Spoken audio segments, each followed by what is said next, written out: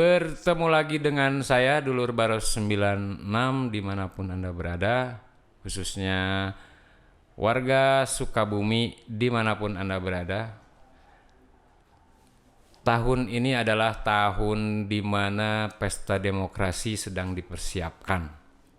Jadi momennya kayaknya kita ngobrolin pemilu nih, ngobrolin politik. Tapi politiknya politik pemilu, tidak mendukung kemana-mana lah.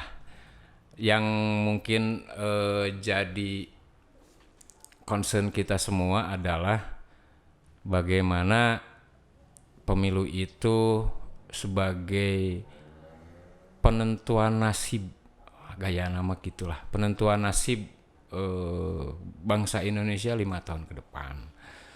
Untuk itu kita akan running episode per episode menjelaskan dan menerangkan, juga mengabarkan kepada Anda semua tentang seluk-beluk penyelenggara pemilu. Untuk itu alhamdulillah kita sudah kedatangan narasumber dari penyelenggara pemilu untuk tingkat kecamatan Cikole, Ketua PPK Cikole Bapak Asep. Ya. Damang Pak. Alhamdulillah, sangsola.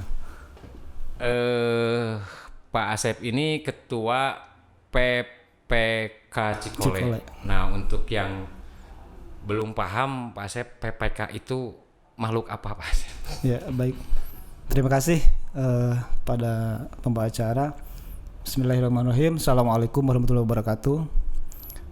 Perkenalkan mungkin saya sebagai Ketua PPK Kecamatan Cikole. Kalau boleh disampaikan bahwa di 2023 ini saya mungkin di periode kedua Kang Diat. Okay. Ya.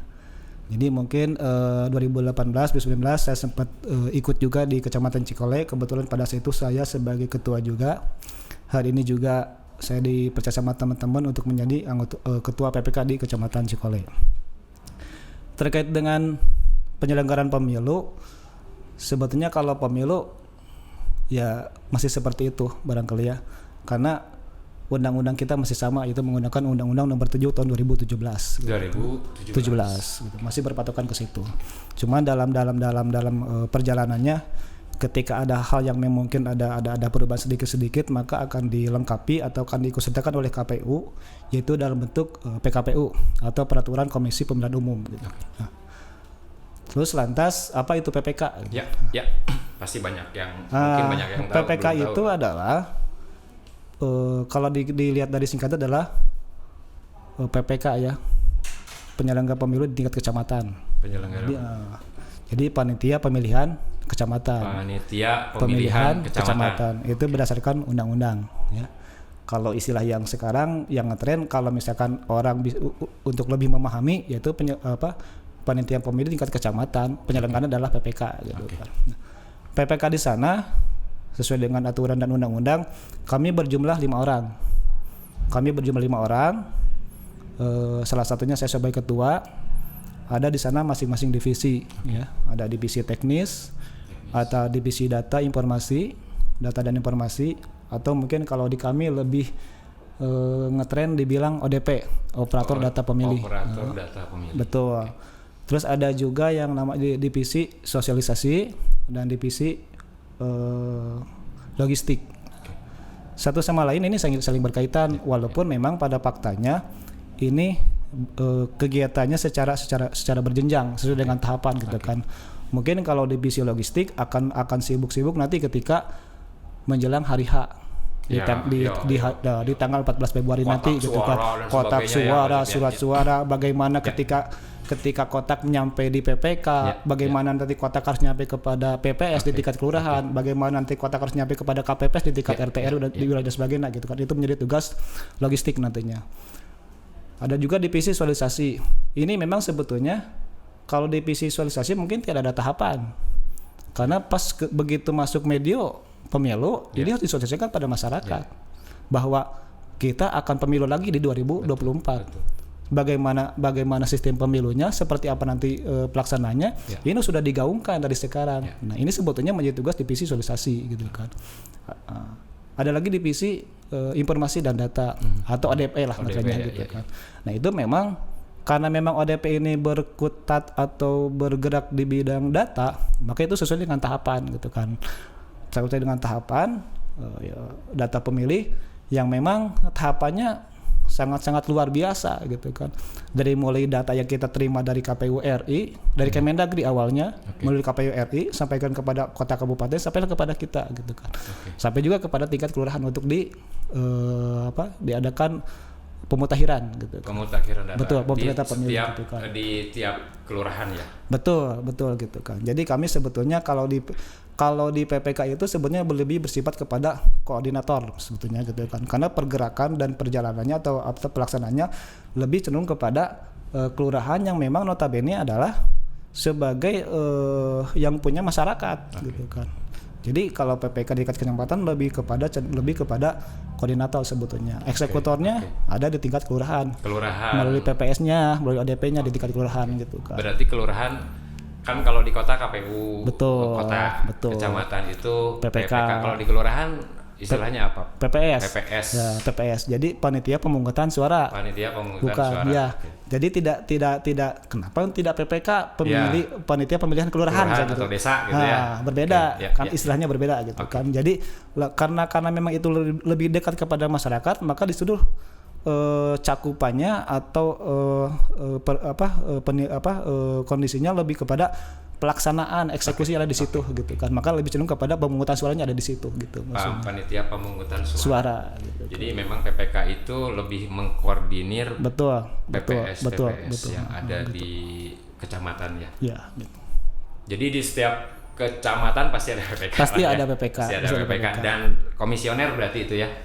Iya, komisioner 5 berjumlah 5 orang tadi. Nggak, kalau dari tataran PPK itu badan ad hoc sebetulnya. Badan ad hoc itu berbeda. Kalau komisioner mungkin ada masa kerja yang memang yang ditetapkan kayak KPU itu kan 5 tahun sekali gitu. Sementara kalau PPK dengan PPS kenapa disebut badan ad hoc? Karena akan dibentuk ketika dibutuhkan. Jadi bedanya komisioner dengan badan ad hoc di gitu. situ. Jadi mereka akan dibentuk ketika diperlukan, maksudnya mendekati pelaksanaan pemilu. Kalau tataran KPU kan sudah dibentuk dari dulu nih. Mereka benar 5 tahun. Betul. Sebelum pemilu juga mereka sudah bekerja. Sementara kalau kita sudah mendekati pelaksanaan untuk hari H, biasanya dibentuk 6 bulan atau maksimal 6 bulan atau kadang-kadang setahun sebelum sudah dibentuk untuk PPK dan PPS gitu kan. Nah, mereka akan dibubarkan setelah prosesi pemilunya selesai gitu kan. Ngomong-ngomong pemilu itu berarti penyelenggaraannya teh 2024 bulan Februari. Bulan Februari. Tanggal 14 ya. Tanggal 14. 14 Februari 2024 badan ad hoc dibentuk mulai kapan Pak Syef itu? Itu dibentuk untuk persiapan menuju 14 Februari. Kita itu dibentuk di bulan Oktober kemarin. Oktober 2022. Kita sudah dibentuk, gitu kan. Lumayan cukup panjang gitu kan. Karena memang itu memang sesuai dengan jadwal dan tahapan. Ketika sudah masuk ke medio dulu di awal kita ada tahapan verifikasi faktual untuk calon DPD. Di situ sudah mulai masuk gitu kan. Nah, ketika mungkin KPU belum ada anggota ke bawahnya, ini kita juga sulit untuk melakukan verifikasi. Maka sudah dengan jadwal dan tahapannya, maka kita segera dibentuk oleh KPU pada saat itu gitu kan. Nah, setelah itu kita juga dikejar deadline atau waktu gitu kan. Karena memang tahapannya sudah mulai sangat-sangat maraton, sangat-sangat paralel gitu, karena memang pemilu kita berbeda sistemnya sekarang gitu kan. Beda ya. Nanti kita bahas gitu kan.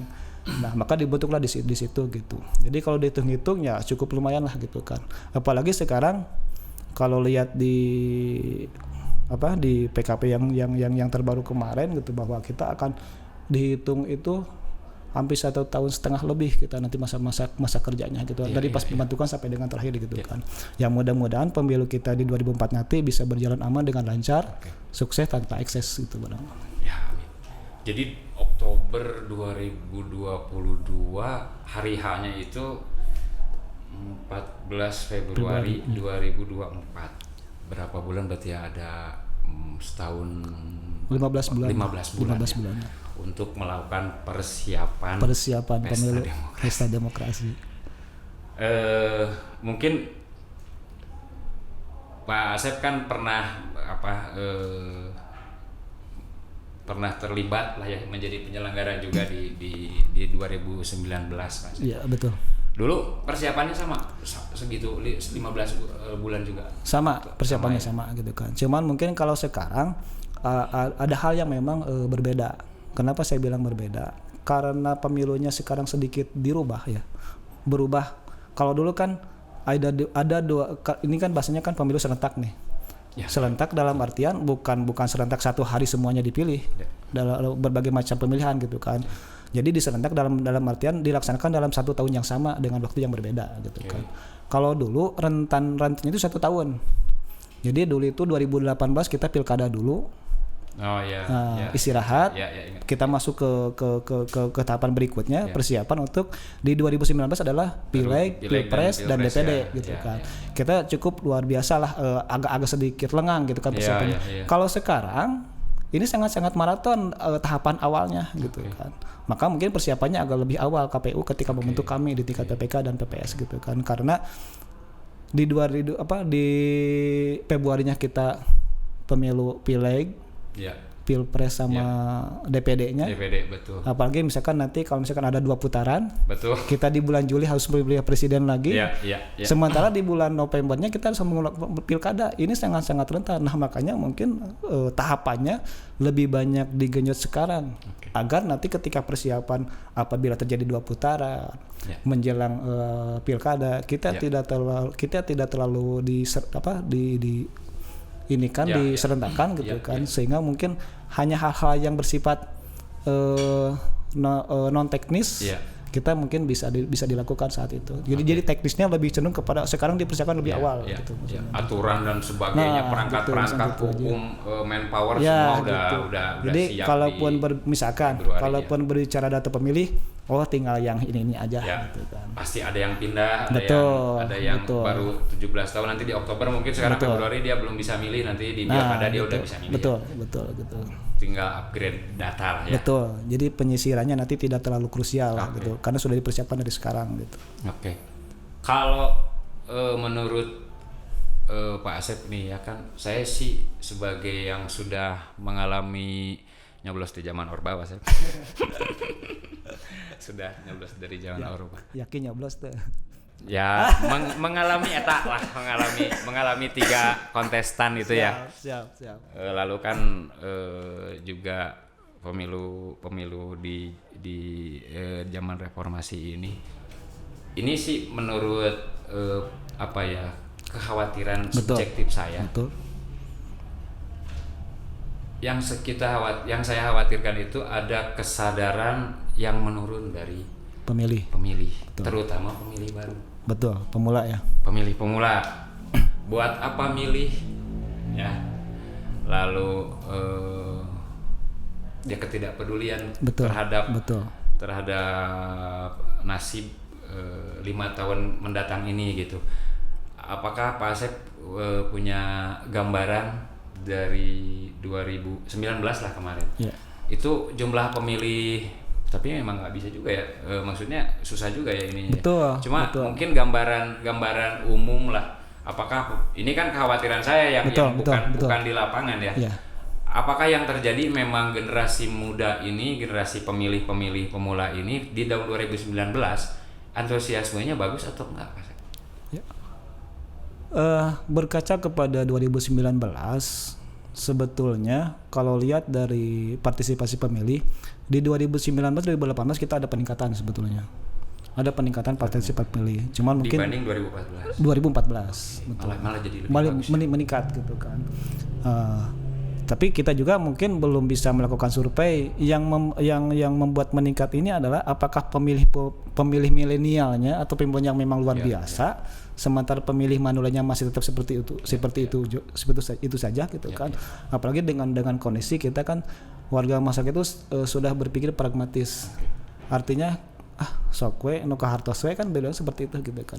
Sementara kalau berbicara masalah ke depan masih bangsa, hal-hal semacam itu sebutnya jangan menjadi sebuah pertimbangan gitu kan. Ada istilah kan itu seperti itu gitu kan. Idealnya kan seperti gitu gitu kan. Tapi faktanya kan di lapangan tidak bisa seperti itu gitu kan. Tapi yang jelas 2019-2018 ada efek positif pemilu kita dengan meningkatnya partisipasi pemilih. Itu satu kota, termasuk Kecamatan Cikole juga meningkat gitu kan. Presentasinya kalau nggak salah di 2004 itu kan di kisaran 60% lebih lah gitu kan. Sementara kalau di 2019 hampir mencapai 78, sekian persen gitu kan. Ini kan ada sebuah peningkatan gitu kan. Hari ini kita mungkin PPK dengan PPS-nya dengan motornya di masing-masing wilayah kita berusaha sekuat mungkin gitu kan. Apalagi milenial atau pemilih pemula gitu kan. Sebetulnya pemilih pemula atau milenial adalah bisa dijadikan sebuah aset sebetulnya untuk pemilih. Kenapa disediakan sebagai aset? Saya pernah beberapa kali ngobrol dengan orang atau anak yang kemarin dia belum tidak jadi pemilih, hari ini dia sudah masuk menjadi pemilih. Ada sebuah kebahagiaan ketika dia bisa memilih. Asik mulai nyoblos. Dia merasa sudah bertanggung jawab terhadap dirinya sendiri. Betul. Asik menentukan nasib gitu dia kan. Nah, ini kan sebuah potensi sebetulnya. Potensi gitu kan. Bagaimana caranya potensi ini harus dipertahankan. Artinya ketika kita menemukan potensi ini, maka kewajiban kita memberikan sebuah pengertian bahwa pemilih itu harus seperti ini. Dan memang harus dilaksanakan hak pilihnya. Jangan sampai misalkan kalau ini misalkan tidak dilaksanakan, ini akan membuat menjadi sebuah hal yang memang sangat disayangkan gitu kan. Artinya apa? Kita berharap negara maju, berharap negara bagus, tapi kita tidak melaksanakan pilih gitu kan. Karena di situ salah satu bagian bahwa negara akan berkembang itu adalah tolak ukurnya. Salah satunya adalah hak pilih kita gitu kan. Terlepas misalkan nanti hasilnya seperti apa, tapi kita sudah melakukan itu. Nah, di sini di pemilih pemula ini ada dua kondisi yang memang ketika memang kita memberikan arahan, masukan, informasi terkait dengan pemilu ini, terus bagaimana jika ini tidak dilaksanakan, bagaimana hak pilihnya hak pilih anak ini misalkan tidak dilaksanakan, katakanlah dia menjadi tidak mudah sebagainya, kita memberikan wawasan. Nah, ini justru akan memberikan sebuah kalau kita tidak melaksanakan ini, maka negara akan seperti ini. Maka muncul tanggung jawab. Nah, muncul tanggung jawab, kita harus melaksanakan itu.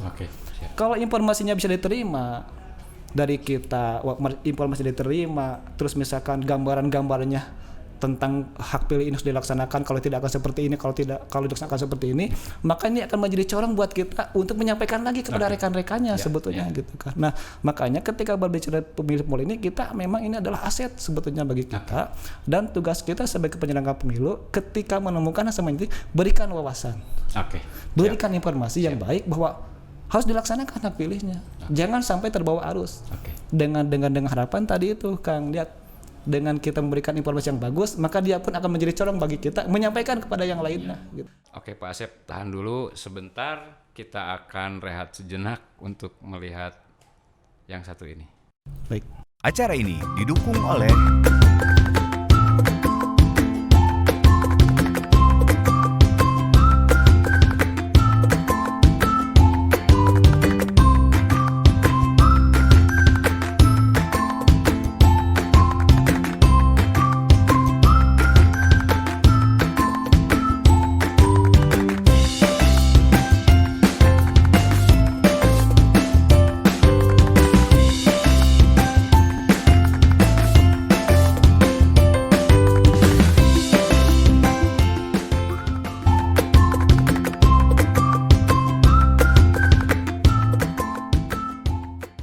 Oke, tadi salah satu tugas penyelenggara juga memang memberikan kesadaran. Betul, informasi lah. Supaya pemilih ini, khususnya pemilih pemula ini bersemangat lah, meningkatkan jumlah partisipasi. Tapi kan mungkin kalau saya melihat di sini ada dua hal yang bisa jadi indikasi kesadaran itu. Yang satu memang kesadaran untuk berpartisipasi memilih. Betul. Ada kesadaran untuk memilih secara bijaksana, secara menggunakan akal sehat, Betul. menggunakan nurani yang bersih. Betul. Bukan jadi apa ya yang kita tahu kan ada money politik dan sebagainya ya Pak. Iya. Nah, kalau untuk tugas penyelenggara di tingkat PPK, KPU dan ke bawahnya PPS itu, apakah kesadaran pemilih meningkatkan kualitas pemilih ini juga merupakan bagian dari tugas KPU, atau KPU itu hanya tugasnya sebagai yang penting partisipan naik? Ya,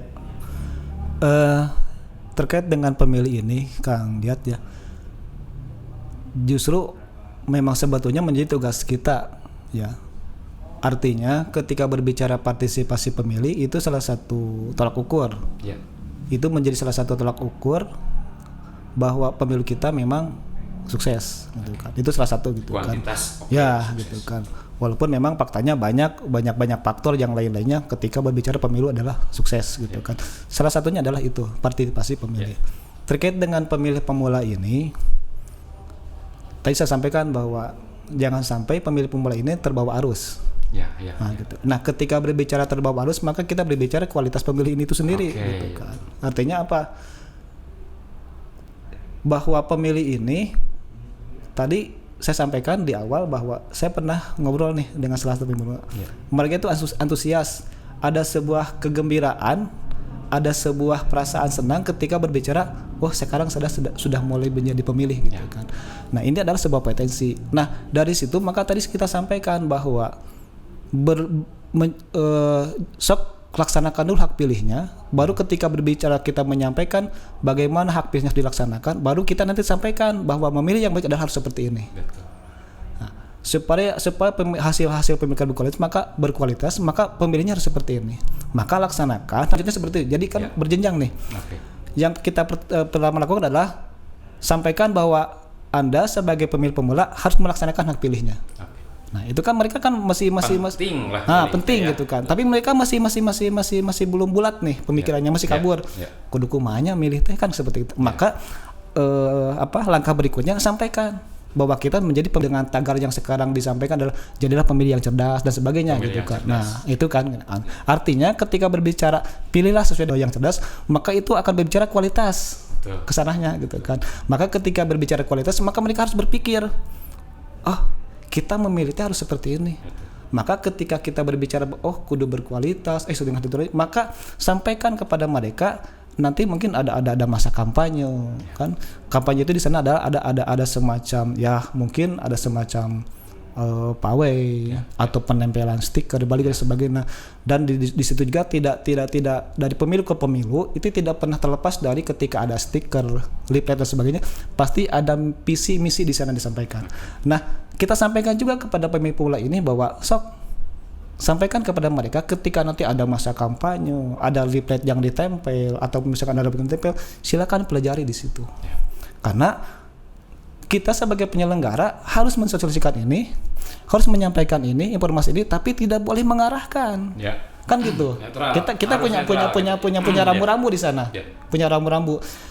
Sosialisasi harus, menyampaikan harus, kepada pemilih harus melaksanakan bla bla bla, tapi kita punya rambu-rambu tidak boleh mengarahkan. Kalau tadi misalkan kata Kang Diat, misalkan di sini di satu sisi ada pemilih yang misalkan saya memilih mah kumawe gitu kan, atau ada pemilih yang misalkan saya mah pemilihnya harus seperti ini, maka dia akan mencari figur, akan mencari calon misalkan gitu. Tapi ada juga misalkan pemilih tadi teh nu karawas we misalkan gitu. Itu kan kita tidak bisa memaksakan itu sebetulnya gitu kan. Tapi kita tetap berusaha untuk menyampaikan kepada pemilih pemula ini bahwa pemilih itu harus berkualitas hasilnya.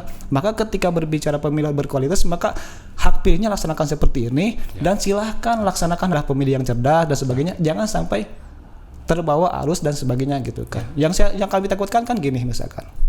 Ini kita punya anak misalkan gitu kan. Punya hak di satu keluarga misalkan ada pemilih pemula nih gitu kan. Ketika orang tuanya milih misalkan A gitu kan. Wah, bapak saya milih eta. Ini yang kita khawatirkan sebetulnya. Karena apa? Karena ketika kita sudah menyampaikan sosialisasi, jadilah pemilih yang cerdas, ketika dia ikut-ikutan tanpa mempelajari, tanpa berusaha untuk melihat latar belakangnya, maka mungkin di sana terjadi jadi pemilih cerdasnya gitu kan, ngiringan. Berarti tujuan gitu. salah satu tujuan Nah, itu, untuk maksudnya gitu menjadikan kan. pemilih cerdasnya Ya, belum gitu. bisa Jadi dicapai. mungkin langkah kita dari mulai PPK dan PPS, yang pertama adalah terutama kepada pemilih pemula ya, kayak tadi diangkat oleh pemilih pemula Kang Diat, sampaikan kepada pemilih pemula bahwa ini adalah akan menjadikan dan menentukan nasib bangsa 5 tahun ke depan. Ya. Maka yang pertama laksanakan hak pilihnya. Jangan sampai tidak memilih. Ya. Jangan menggerutu, kritik, nah gitu. Laksanakan dulu gitu. Setelah itu baru kita menyampaikan. Nah, ketika ketika kita memberikan wawasan, oh iya. Berarti dia sudah semangat nih. Oh, berarti saya kudu milih kayak malah gitu kan. Bagaimana caranya? Pokoknya saya kudu milih gitu kan. Setelah dia punya pemikiran seperti gitu, pola pikirnya sudah masuk bahwa dia akan betul-betul maka berikan arahan. Jadilah pemilih yang cerdas. Bagaimana menentukan pilihan. Nah, itu maksudnya. Apa jadi itu ya. dikatakan tugas kita betul gitu kan. Cuma tadi Kang lihat kita punya rambu-rambu. Jangan sampai ketika kita menjelaskan kepada pemilih pemula ini harus seperti ini, darweh. Ya. 11 iya. Nah, itu. Pemilih yang cerdas itu harus memilih ini. Itu jangan sampai seperti itu Kang Diat. Itu awas wanti-wanti itu sebetulnya gitu kan. Rambu-rambu lah buat kita gitu kan. Yang mudah saya sih melihat kalau penyelenggara ini memang pasti sudah punya rambu-rambu yang jelas. Betul. Mungkin sampai sanksi pidana mungkin. Betul. Saya nggak kurang. Ada sanksi pidana juga kalau terlihat ada. Jadi kita mengarahkan dan sebagainya itu sanksi pidana. Bahkan sebetulnya kalau bukan lagi sanksi pidana, ketika memang kita sebagai penyelenggara dan ketahuan lebih mengarahkan sebagainya, itu bisa menjadi kepada pelanggaran kode etik sebetulnya. Gitu. Nah. Ya wirang malahnya. Nah, gitu maksudnya. Janganlah, gitu kan, jangan.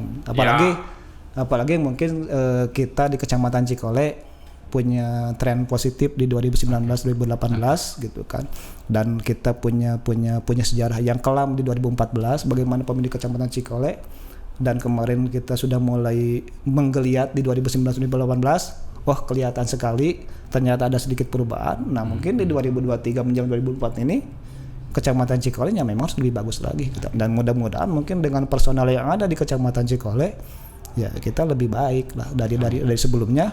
Dan mungkin yang paling utama adalah tadi Kang lihat tagarnya gitu kan, pemilu kita sukses tanpa ekses gitu. Tanpa ekses. Betul. Siap. Ya.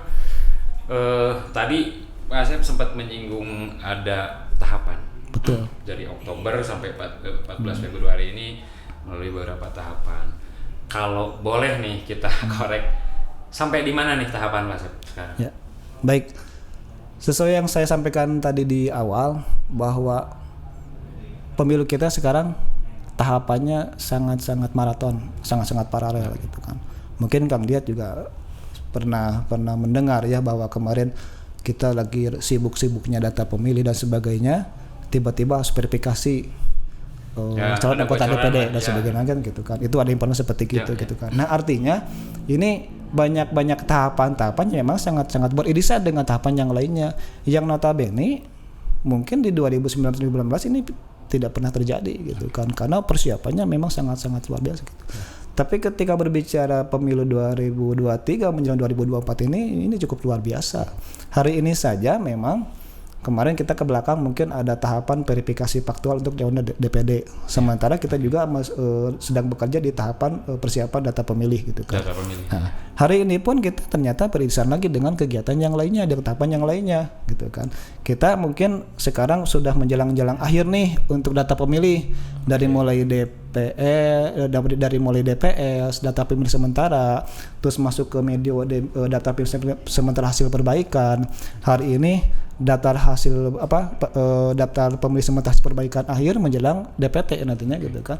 Ini juga beririsan dengan kegiatan pendaftaran Bacaleg kemarin yang dimulai dari saat pendaftaran administrasinya dimulai tanggal 1 Mei sampai dengan tanggal 14 gitu. 14 Mei. Nah, hari ini sudah selesai ya. Sudah selesai kalau penerimaan berkas pendaftaran dari masing-masing parpol gitu kan. Jadi yang udah mau nyoblos mau nyalonin udah telat. Udah telat gitu. Cuman mungkin sekarang kan lagi penelitian administrasi nih, verifikasi administrasi gitu kan, masih digojlok gitu kan. Sementara kan kalau kalau DCS-nya mungkin akan keluar di bulan Agustus nanti. Jadi dari proses penutupan pendaftaran sampai dengan pengumuman bacalek nanti di DCS namanya daftar calon sementara ya di bulan Agustus nanti ini kan berproses nih. Berproses terkait dengan kelengkapan administrasinya gitu kan. Apakah misalkan ada yang belum komplit dan sebagainya, nanti itu pihak KPU yang akan berkoordinasi dengan partai politik. Yang jelas hari ini kita tahapannya masih di tataran data pemilih. Menjelang DPT ditetapkan nanti plenonya, mudah-mudahan tidak lama lagi nanti plenonya di KPU Kota. Nah, ini beririsan juga dengan itu tadi masih dalam rangka penelitian administrasi Bacalek sekarang.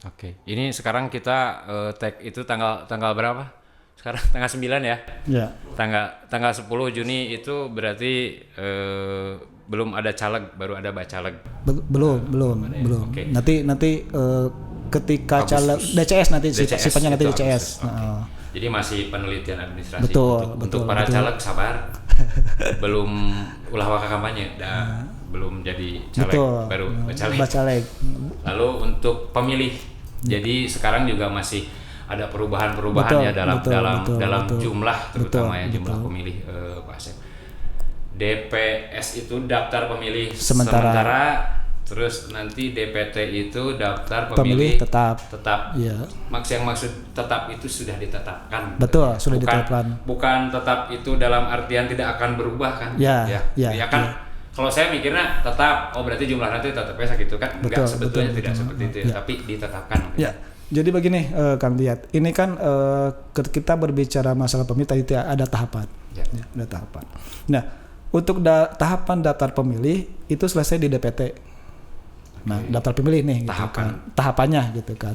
Kalaupun misalkan nanti, nah ini kan kalau DPT itu kan daftar pemilih itu kan berhubungan dengan data kependudukan.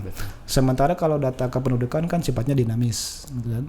Hari ini misalkan bukan tidak mungkin besok lusa ada yang mengurus kepindahan. Ada yang pindah, ada kan yang gitu. meninggal. Nah, itu gitu kan. Nah, mungkin nanti ke depannya sementara gini kan. Nanti itu di bulan Juni itu kan DPT ditetapkan nih pasca misalkan pleno di tingkat KPU. Sementara pemilu kita di 2024. Akhir Juni itu sudah ditetapkan. Ini kan dinamis lah kemungkinan. Nah, paling bulan nanti juga kita menunggu arahan-arahan dari KPU akan seperti apa nanti. Jadi kalau berbicara tahapan DPT-nya mungkin sampai di bulan Juni nanti ketika selesai pleno. Ketika selesai pleno tingkat KPU, maka itu DPT ditetapkan gitu kan. Bukan berarti nanti beres didinya bukan. Nah, biasanya sih ada hal-hal yang memang terkait dengan kebijakan dan sebagainya, tapi itu juga mungkin melihat situasi dan kondisi yang terjadi terkait dengan data kependudukan ini gitu kan. Sementara kalau kami di tingkat PPK dan PPS ya pada akhirnya ketika memang DPT sudah ditetapkan ya kita menunggu arahan selanjutnya seperti itu barangkali. Jadi tahap sekarang ngurusin dulu pemilih. Nanti kesananya ngurusin yang mau dipilih berarti. Betul.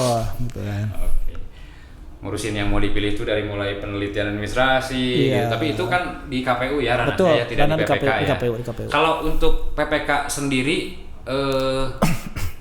ranah kontestan nih Pak Asep, apa yang ada tugas-tugas untuk kontes untuk ngurusin lah gitu ya. Ngurusin caleg-caleg ini apa yang ditugaskan oleh KPU ke PPK. Baik.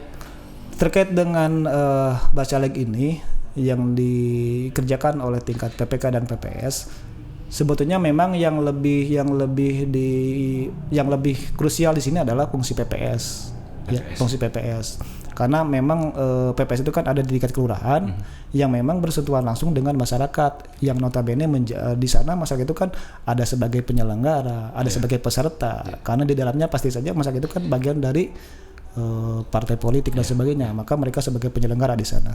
Nah, artinya ketika berbicara hubungan antara PPS dengan penyelenggara dengan konstituen ini ada kaitannya terkait dengan ada salah satu persyaratan yang harus dipenuhi oleh bacalek ini ketika mereka mendaftar kepada KPU untuk menjadi bacalek melalui partai politiknya, yaitu adalah salah satunya adalah bahwa dia harus dinyatakan terdaftar sebagai pemilih. Dan itu di PPS. Nah, itu di PPS yang mengeluarkan gitu kan. Jadi di situ ada sebuah surat yang dikeluarkan oleh PPS, oleh teman-teman kita di PPS, yaitu surat keterangan terdaftar sebagai pemilih. Jadi si caleg ini minta surat tersebut, nanti diterangkan bahwa ini nama ini betul-betul terdaftar sebagai pemilih di TPS anu gitu. Nah, makanya ditandatangani oleh ketua PPS di sana. Jadi tidak hanya Pak Parpol langsung KPU ya, Enggak, tetap dia harus gitu. terdaftar. Jadi PPS itu pasti memiliki daftar ya. itu ya caleg ya. Nah, terus untuk pemilu 2024 ini saya sempat dengar informasi kalau ada prinsip de facto de jure. Nah, saya kurang tahu 2019 itu de facto apa de jure Pak Asep? Nah, kalau di 2019 itu memang lebih cenderung kepada de facto. De facto ya. De facto gitu. Kalau sekarang? Kalau sekarang ya. De jure ini. Ya, ini kan ini asiknya pemilu gitu kan. Jadi ketika di 2019-2018 kita sistem pendataan pemilihan de facto, ternyata muncul sebuah yang mungkin ada sedikit persoalan, maka ini merupakan bahan evaluasi dari 2018-2019, maka muncullah regulasi berikutnya gitu kan. Jadi kan ketika kita berbicara penyelenggaraan pemilu, maka kita di rambu-rambunya ada di Undang-Undang Nomor 7 Tahun 2017. Nah, ketika berbicara tahapan, maka pasti di pasal turunannya pasti akan disampaikan bahwa ketika berbicara kegiatan tahapan, maka di sini disampaikan untuk regulasi berikutnya atau untuk kegiatannya maka akan disampaikan akan dibahas melalui PKPU atau peraturan KPU sesuai dengan tahapannya gitu. Nah, terkait dengan de jure ini, maka kalau secara di undang-undang pemilunya tidak dijelaskan, tapi di PKPU-nya ada gitu kan. Di PKPU ya di PKPU dan dirubah-rubahnya itu di situ ya. Gitu kan. Karena apa? Ini kan evaluasi dari tahun berikutnya. Bagaimana untuk pemilu yang lebih baik. Ya, bagaimana mungkin pemerintah melalui KPU, bagaimana dari pemilu berikutnya kita memang harus lebih baik gitu kan. Maka di situ ada evaluasi dan sebagainya, maka muncullah regulasi seperti itu. Nah, de facto dan de jure. Kenapa? Ya, mungkin mereka belajar juga dari pemerintah sebelumnya bagaimana gencarnya partai politik terhadap penyelenggara dan sebagainya. Jadi kalau bahasa di KPU peribahasa disampaikan bahwa benar juga kita disalahkan, apalagi kita tidak benar. Nah, makanya mungkin evaluasi yang dilaksanakan oleh KPU, oleh pemerintah melalui KPU pusat, nah seperti itu dari sistem pendataan pemilihnya. Gitu. Jadi perlu diketahui di jure itu adalah prinsip yang berdasarkan data resmi dari negaranya. Adminduk lah bahasanya. Ya. Gitu. Jadi kalaupun ada yang meninggal tapi belum ada surat keterangannya, tidak bisa langsung dinyatakan dia itu meninggal dunia gitu. Sebelum ada suratnya kayak gitu. Kalau dulu ada informasi dari Pak RT, Pak RW udah bisa dieksekusi gitu ya. Kalau sekarang nggak bisa. Jadi gambarannya gini, de facto de jure. Kalau kita melihat de facto berarti kan ketika kita melakukan verifikasi atau validasi data, ketika didatangi ke sebuah wilayah atau ke sebuah tempat, ketika di tempat tersebut seyogianya orang tersebut ada, ternyata sekarang tidak ada di situ, maka dikatakan cek RT nanti misalkan ini sudah tidak ada, maka kita bisa mengeksekusi lagi. Dieksekusi. Kalau sekarang ketika petugas katakanlah pantalih kita mungkin kemarin yang bekerja terkait dengan data pemilih ini datang ke suatu wilayah, datang ke suatu tempat, orangnya tidak ada. Tapi cek Pak RT, kata Bu RW, ini belum melakukan kepindahan secara resmi. Karena KKTP-nya masih di kita. Nah, itu berarti kan fungsi de jure di sana yang kita gunakan itu. Jadi de facto de jure. Nah, dua kalimat ini menjadi perhatian buat kita bahwa ketika mendapatkan data seperti itu kita tidak bisa mengeksekusi secara langsung. Dan itu harus dipastikan gitu kan. Kalau memang misalkan ternyata de facto dan de jure-nya dua-duanya mendukung dan secara de jure dia sudah resmi pindah, maka ketika kalau bahasanya DP ya, data pemilihnya masih ada, tapi ketika ternyata de facto de jure-nya misalkan memang sudah tidak ada, sudah membuat pindah secara resmi, maka itu dieksekusi. Tapi kalau misalkan ternyata tidak ada faktanya, tapi de jure-nya kan masih banyak yang lihat seperti gitu kan ya. orangnya entah di mana. Orangnya nggak ada, kakaknya masih ada malah di keterangan gitu, Bu ya. RT dan Bu RW, Pak RT dan Pak RW, ieu mah tos 1 tahun kapungkur dan sebagainya 2 tahun ke belakang sudah tidak ada. Tapi kakak KTP masih diurang. Maka akan dieksekusi sebagai pemilih di tempat. Gitu. Nah itu ketika memang ketika de jure-nya masih di kita, itu tidak bisa dieksekusi untuk dihapus gitu. Nah itu Kang. Oke. Ya menurut saya sih ada kelemahan-kelebihan, tapi ya mungkin semua hal pasti ada kelemahan. Betul. Gitu. Tapi saya yakin kalau ini di juri ini tebakan saya Pak Asep, ini kehati-hatiannya. Betul. Daripada banyak spekulasi dan isu kemana-mana ya. Daripada nanti di akhir menjadi riweuh. Ya betul, adalah kieu gitu ya, aman lah, main aman lah gitu. Betul. Ya, nah kalau Pak Asep kan sudah dari 2014, 2019 ya, sekarang 2024 ini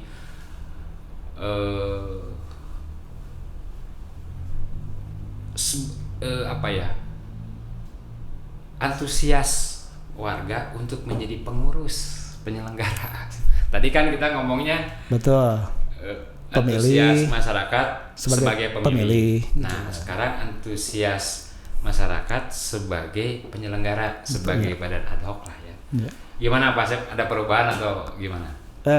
Kalau saya lihat dari pasca kemarin kita ikut seleksi sampai dengan tahapan kita ikut tes sampai dengan wawancara, bahkan saya lihat di jumlahnya saja sebetulnya untuk yang tahunnya sekarang antusiasnya bagus, lebih banyak dibandingkan dengan yang 50% ada lebih ya? Lebih.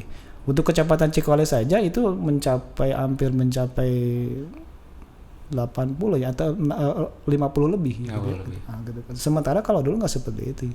Dari 50 menjadi 5 ya. Gitu kan. Lumayan gitu kan. Jadi kalau saya lihat kemarin dari data yang daftar saja itu luar biasa gitu kan. Artinya ada sebuah keinginan dari warga masyarakat khususnya di Kecamatan Cikole yang memang ingin menjadi bagian dari suksesi pemilu. Yaitu menjadi penyelenggara gitu kan. Terlepas mungkin di sana pemikirannya berbagai macam pemikiran. Ada yang berpikir selingan daripada misalkan saya belum bekerja atau misalkan gajinya lumayan dan sebagainya gitu kan. Tapi secara umum saya lihat dari sisi jumlah yang memang meningkat di penyelenggaraan pemilu sekarang, jumlah penyelenggara yang daftar kemarin itu luar biasa sebenarnya, luar biasa meningkat. Sosialisasinya juga mungkin lebih bagus. Betul. Nah itu barangkali kalau dulu mungkin agak sedikit kurang lah. Banyak orang yang nggak tahu gitu. Gitu kan. Kalau sekarang lebih bagus lah sosialisasinya gitu kan. Jadi memang peran media sosial, misalkan media elektronik juga sangat-sangat luar biasa. Sehingga 5 besar ini jaminan lah. Ya. Dari 50 menjadi 5 luar biasa. Tidak juga. Ya inilah solid lah ya, lebih solid lah. Mungkin PPS juga sama ya, di tingkat PPS juga sama. Kalau solid harus. Ya, solid harus. Karena kita kan katakanlah PPK koordinator untuk masing-masing kelurahan gitu kan, untuk penyelenggaraan ini gitu kan. Kita harus ngurus 6 kelurahan nih di Kecamatan Cikole gitu kan. Kalau kita tidak solid, kalau mau masing-masing gitu kan, akan seperti apa gitu. Apalagi mungkin saya selaku ketua sebagai koordinator di sana harus mengkoordinir teman-teman dari yang berempat ini misalkan dengan pola pikir yang berbeda, dengan pemahaman yang berbeda gitu kan. Bagaimana caranya kita harus menjadi satu ikatan bahwa kita adalah penyelenggara di Kecamatan Cikole gitu. Nah itu yang memang menjadi hal yang sangat luar biasa bagi saya khususnya gitu kan, menyatukan visi dan misi teman-teman bahwa pemilu di Kecamatan Cikole minimal tren positif yang pernah kita bangun dengan teman-teman yang di 2018-2019 bisa dipertahankan. Maksimalnya ya kita bisa lebih baik. Salah satunya mari kita sama-sama bekerja untuk bekerja sama agar salah satu tadi kita mengejar salah satu indikator suksesi pemilu.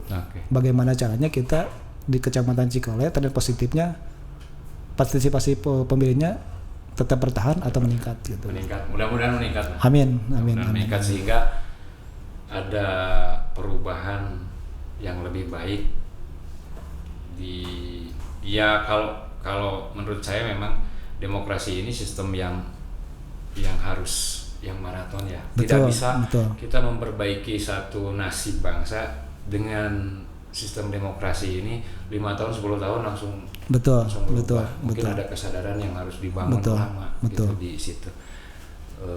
Ya tapi kan yang saya khawatirkan itu kan ketika memang carut marut demokrasi di negara lain ya, Betul, sehingga betul.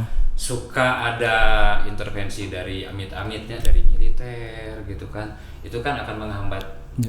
kedewasaan dalam sistem demokrasi kita. Yang mudah-mudahan untuk pemilu tahun 2024 ini kita kebanjiran pemilih cerdas, Amin, amin, amin. sukses tanpa Ekses.